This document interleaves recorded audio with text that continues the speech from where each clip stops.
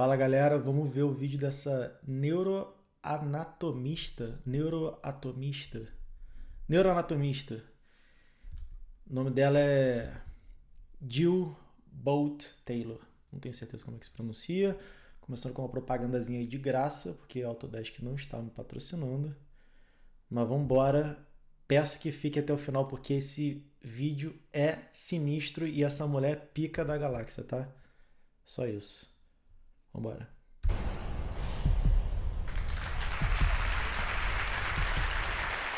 I grew up to study the brain because I have a brother who has been diagnosed with a brain disorder, schizophrenia. And as a sister and later as a scientist, I wanted to understand why is it that I can take my dreams, I can connect them to my reality, and I can make my dreams come true. What is it about my brother's brain and his schizophrenia that he cannot connect his dreams to a common and shared reality, so they instead become delusion? So I dedicated my career to research into the severe mental illnesses, and I moved from my home state of Indiana to Boston, where I was working in the lab of Dr. Francine Bennis in the Harvard Department of Psychiatry. And in the lab, we were asking the question, what are the biological differences between the brains of individuals who would be diagnosed as normal control, as compared with the brains of individuals diagnosed with schizophrenia, schizoaffective, or bipolar disorder? So we were essentially mapping the microcircuitry of the brain, which cells are communicating with which cells, with which chemicals, and then in what quantities of those chemicals. So there was a lot. Como é que a galera faz essas paradas? Ela falando que é tranquilo, não. A gente pegou, mapeou os químicos ali do cérebro e o micro... Ai, nem lembro. Eu não sei nem... Eu não consigo falar nem o termo. A lot of meaning in my life because I was performing this type of research during the day, but then in the evenings and on the weekends, I traveled as an advocate for NAMI, the National Alliance on Mental Illness. But on the morning of December 10, 1996, I woke up to discover that I had a brain disorder of my own. A blood vessel exploded in the left half of my brain. And in the course of 4 hours, I watched my brain completely deteriorate in its ability to process all information. On the morning of the hemorrhage, I could not walk, talk, read, write, or recall any of my life. I essentially became an infant in a woman's body. If you've ever seen a human brain, it's obvious that the two hemispheres are completely separate from one another. And I have brought for you a real human brain.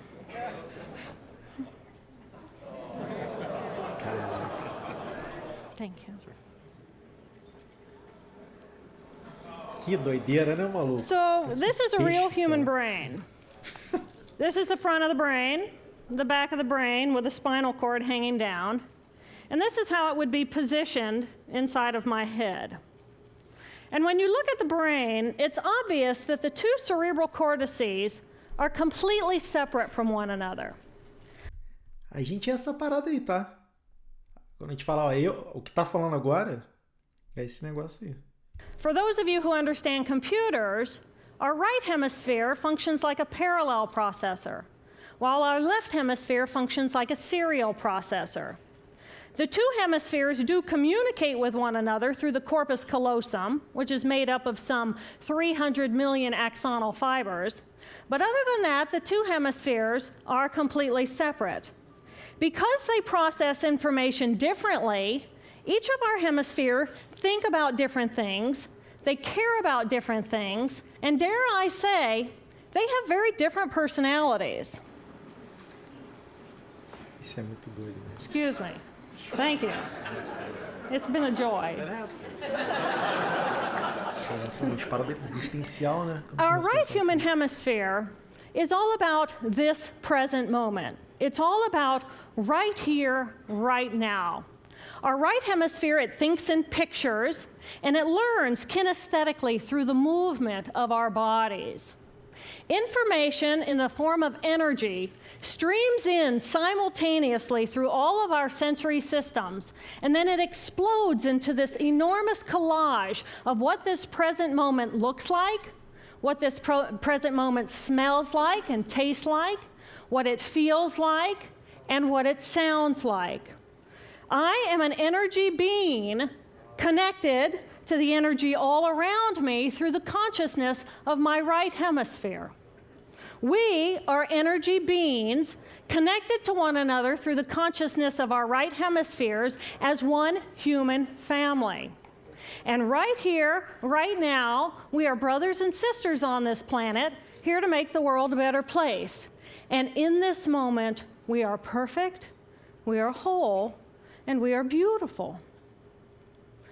My left hemisphere, our left hemisphere, is a very different place. Our left hemisphere thinks linearly and methodically. Our left hemisphere is all about the past, and it's all about the future. Our left hemisphere is designed to take that enormous collage of the present moment and start picking out details, and more details about those details. It then categorizes and organizes all that information, associates it with everything in the past we've ever learned, and projects into the future all of our possibilities. And our left hemisphere thinks in language. It's that ongoing brain chatter that connects me and my internal world to my external world.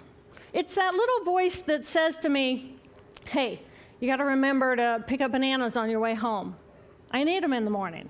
It's that calculating intelligence that reminds me when I have to do my laundry. But perhaps most important, it's that little voice that says to me, I am. I am. And as soon as my left hemisphere says to me, I am, I become separate. I become a single, solid individual, separate from the energy flow around me and separate from you. And this is a portion of my brain that I lost on the morning of my stroke. On the morning of the stroke. Pera aí, rapidinho. Caralho, eu não sei se vocês estão tendo crise existencial vendo essa descrição, mas ela é muito doida, porque basicamente a gente é... Porque é isso, né? Vai ter coisa de religião e tal, tipo, gente que vai falar que a gente tem alguma espécie de alma, de espírito, e aí chama isso do que quiser, mas se a gente olhar pelas vias só da neurociência, a gente é basicamente o que está aqui, na cachola aqui, e é isso. Então, o que está falando aqui agora, o que está ouvindo aí do outro lado, só que, porra, é isso, né? São duas personalidades completamente diferentes, separadas aqui, cada lado tem uma personalidade completamente diferente uma da outra. E é muito doido, né? Pensar que será que então nosso cérebro, enfim. I woke up to a pounding pain behind my left eye. And it was the kind of pain, caustic pain, that you get when you bite into ice cream. And it just gripped me. And then it released me. And then it just gripped me. And then it released me. And it was very unusual for me to ever experience any kind of pain. So I thought, okay, I'll just start my normal routine. So I got up and I jumped onto my cardio glider, which is a full body, full exercise machine. And I'm jamming away on this thing, and I'm realizing that my hands look like primitive claws grasping onto the bar. And I thought, that's very peculiar. And I looked down at my body, and I thought, whoa, I'm a weird looking thing. And it was as though my consciousness had shifted away from my normal perception of reality, where I'm the person on the machine having the experience, to some esoteric space where I'm witnessing myself having this experience. And it was all very peculiar, and my headache was just getting worse, so I get off the machine, and I'm walking across my living room floor, and I realize that everything inside of my body has slowed way down. And every step is very rigid and very deliberate. There's no fluidity to my pace, and there's this constriction in my area of perception, so I'm just focused on internal systems. And I'm standing in my bathroom getting ready to step into the shower, and I could actually hear the dialogue inside of my body. I heard a little voice saying, okay, you muscles, you got to contract, and you muscles, you relax. And then I lost my balance, and I'm propped up against the wall. And I looked down at my arm, and I realized that I can no longer define the boundaries of my body. I can't define where I begin and where I end, because the atoms and the molecules of my arm blended with the atoms and molecules of the wall. And all I could detect was this energy. And I'm asking myself, what is wrong with me? What is going on? And in that moment, my brain chatter, my left hemisphere brain chatter, went totally silent. Just like someone took a remote control and pushed the mute button, total silence. And at first I was shocked to find myself inside of a silent mind. But then I was immediately captivated by the magnificence of the energy around me. And because I could no longer identify the boundaries of my body, I felt enormous and expansive. I felt at one with all the energy that was, and it was beautiful there. And then all of a sudden, my left hemisphere comes back online, and it says to me, hey, we got a problem, we got to get some help. And I'm going, oh, I got a problem. So it's like, okay, I got a problem. But then I immediately drifted right back out into the consciousness. And I affectionately refer to this space as La La Land. But it was beautiful there. Imagine what it would be like to be totally disconnected from your brain chatter that connects you to the external world. So here I am in this space, and my job and any stress related to my job, it was gone. And I felt lighter in my body. And imagine all of the relationships in the external world and any stressors related to any of those, they were gone. And I felt this sense of peacefulness. And imagine what it would feel like to lose 37 years of emotional baggage. Oh, I felt euphoria. Tem gente que paga caro para sentir isso daí Euphoria. It was beautiful there. And then again, my left hemisphere comes online and it says, hey, you've got to pay attention. We've got to get help. And I'm thinking, I got to get help. I got to focus. So I get out of the shower and I'm mechanically dressed and I'm walking around my apartment and I'm thinking, I got to get to work. Can I drive? And in that moment, my right arm went totally paralyzed by my side. Then I realized, oh my gosh, I'm having a stroke. And then the next thing my brain says to me is, wow, this is so cool. This is so cool. How many brain science... Ih, cara, tá com a legenda em português de Portugal, galera. Por isso que deu um ficha aqui. Ficha é maneiro, é legal. So cool. This is so cool. How many brain scientists have the opportunity to study their own brain from the inside out? And then it crosses my mind, but I'm a very busy woman. I don't have time for a stroke. It's like, okay, I can't stop the stroke from happening, so I'll do this for a week or two, and then I'll get back to my routine. Okay, so I got to call help. I got to call work. I couldn't remember the number at work. So I remembered in my office I had a business card with my number on it. So I go into my business room, and I pull out a 3-inch stack of business cards, and I'm looking at the card on top. And even though I could see clearly in my mind's eye what my business card looked like, I couldn't tell if this was my card or not, because all I could see were pixels. And the pixels of the words blended with the pixels of the background and the pixels of the symbols, and I just couldn't tell. And then I would wait for what I call a wave of clarity. And in that moment, I would be able to reattach to normal reality. And I could tell, that's not the card, that's not the card, that's not the card. It took me 45 minutes to get 1 inch down inside of that stack of cards. In the meantime, for 45 minutes, the hemorrhage is getting bigger in my left hemisphere. I do not understand numbers. I do not understand a telephone, but it's the only plan I have. So I take the phone pad and I put it right here. I take the business card, I put it right here, and I'm matching the shape of the squiggles on the card to the shape of the squiggles on the phone pad. But then I would drift back out into La La Land. Cara, ela não conseguia, então, porque ela dá esse... Agora eu não lembro mais se é direito ou se é esquerdo, mas a parte do cérebro que ela teve um problema, que ela fala que ela conecta com o eu, que aquilo é o eu, né? Ela não é ao contrário da coisa que ela sente que ela é o todo. Na verdade, então, me parece uma cognição de singularidade, não só com ela, mas com qualquer coisa, né? Ela não consegue... Para ela é difícil raciocinar sobre um cartão, né? Do tipo, não consegue criar uma identidade, né? De um cartão, de um objeto, né? sei se faz sentido. Enfim, deixa eu voltar um pouco aqui. Squiggles on the card to the shape of the squiggles on the foam pad. But then I would drift back out into La La Land and not remember when I come back if I'd already dialed those numbers. So I had to wield my paralyzed arm like a stump and cover the numbers as I went along and push them so that as I would come back to normal reality, I'd be able to tell, yes, I've already dialed that number. Eventually, the whole number gets dialed, and I'm listening to the phone, and my colleague picks up the phone, and he says to me, and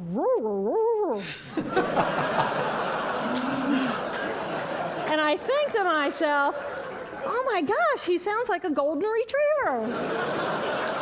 And so I say to him, clear in my mind, I say to him, this is Jill, I need help. And what comes out of my voice is, and I think, oh my gosh, I sound like a golden retriever. So I didn't know that I couldn't speak or understand language until I tried. So he recognizes that I need help, and he gets me help. And a little while later, I'm riding in an ambulance from one hospital across Boston to Mass General Hospital. And I curl up into a little fetal ball.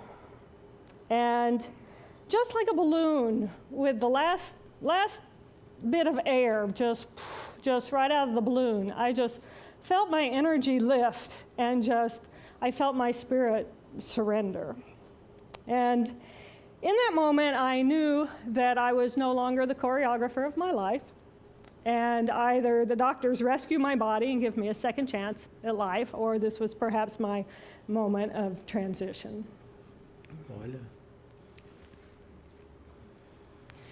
When I woke later that afternoon, I was shocked to discover that I was still alive. When I felt my spirit surrender, I said goodbye to my life, and my mind was now suspended between two very opposite planes of reality. Stimulation coming in through my sensory systems felt like pure pain. Light burned my brain like wildfire, and sounds were so loud and chaotic that I could not pick a voice out from the background noise, and I just wanted to escape.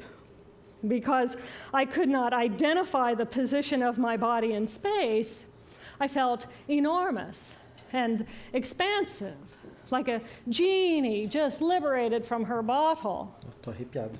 And my spirit soared free like a great whale gliding through a sea of silent euphoria. Nirvana. I found nirvana. And I remember thinking there's no way I would ever be able to squeeze the enormousness of myself back inside this tiny little body. But then I realized, but I'm still alive. I'm still alive, and I have found nirvana. And if I have found nirvana and I'm still alive, then everyone who is alive can find nirvana. And I pictured a world filled with beautiful, peaceful, compassionate, loving people who knew that they could come to this space at any time, and that they could purposely choose to step to the right of their left hemispheres and find this peace. And then I realized what a tremendous gift this experience could be. What a stroke of insight this could be to how we live our lives. And it motivated me to recover. 2.5 weeks after the hemorrhage, the surgeons went in and they removed a blood clot the size of a golf ball that was pushing on my language centers. Here I am with my mama, who's a true angel in my life. It took me 8 years to completely recover. So, who are we? We are the life force power of the universe with manual dexterity and 2 cognitive minds. And we have the power to choose moment by moment who and how we want to be in the world. Right here, right now, I can step into the consciousness of my right hemisphere where I am the life force power of the universe. I am the life force power of the 50 trillion beautiful molecular geniuses that make up my form, at one with all that is. Or I can choose to step into the consciousness of my left hemisphere, where I become a single individual, a solid, separate from the flow, separate from you. I am Dr. Jill Bolte Taylor, intellectual, neuroanatomist. These are the we inside of me. Which would you choose? Which do you choose? And when? I believe that the more time we spend choosing to run the deep inner peace circuitry of our right hemispheres, the more peace we will project into the world, and the more peaceful our planet will be. And I thought that was an idea worth spreading. Thank you.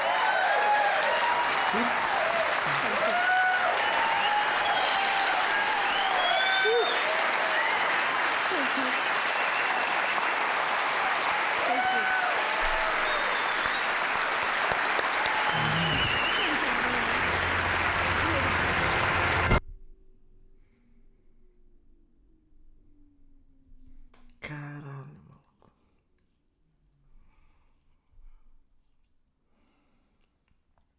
Cara, é muito doido. É bizarro, né, que a gente consegue identificar, né, tipo, separar, se a gente separar mesmo de forma grosseira, assim, né, as pessoas nessas duas personalidades, né, de pensar mais como o todo e pensar mais afastado do todo e muito centrado em você, a gente consegue identificar, né, tem gente que, é óbvio que não é um 0 e 1, né, acho que muitas pessoas, elas variam, né, dentro essa linha que dá para traçar, né, com dois extremos.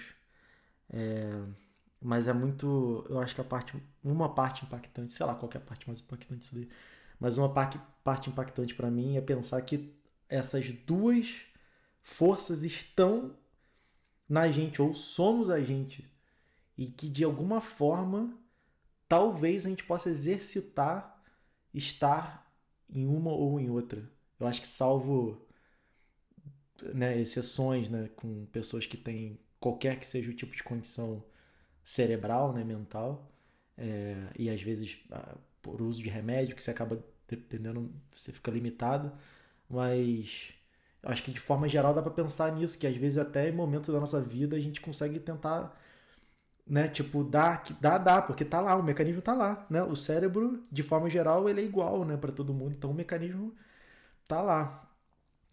Isso, né, eu sei que eu tô falando de forma grosseira, mas eu acho que é muito impactante. Enfim, obrigado por ter ficado até o final do vídeo. Esse vídeo, ele é surreal. Eu tinha visto esse vídeo fazia bastante tempo, eu não me lembrava de algumas coisas. E é muito surreal. Enfim, fiquem bem.